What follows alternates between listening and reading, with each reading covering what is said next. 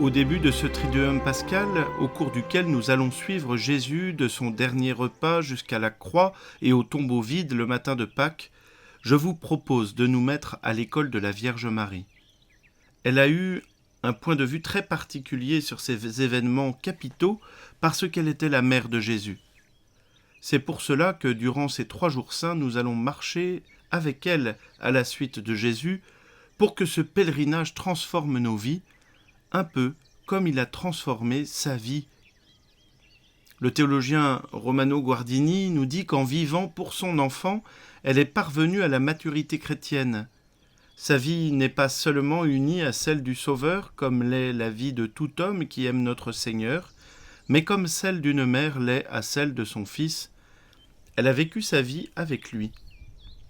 Avec Marie, entrons donc dans ces saints mystères de la mort et de la résurrection du Christ. Avant la fête de la Pâque, sachant que l'heure était venue pour lui de passer de ce monde à son Père, Jésus, ayant aimé les siens qui étaient dans le monde, les aima jusqu'au bout.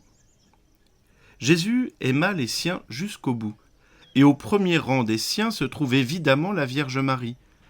Cet amour dont la Vierge Marie a bénéficié et dont elle bénéficie encore dans la gloire du ciel, nous savons que nous en bénéficions nous aussi, même si nous lui fermons trop souvent notre cœur par nos péchés. Aujourd'hui, au seuil de la passion, de la mort et de la résurrection du Seigneur, ravivons la mémoire de l'amour de Dieu pour nous. Prions en particulier pour les prêtres qui renouvellent aujourd'hui leurs promesses sacerdotales.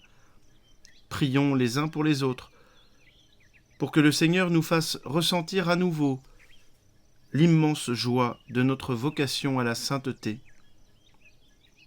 Que la bénédiction de Dieu Tout-Puissant, Père, Fils et Saint-Esprit, descende sur vous tous et y demeure à jamais.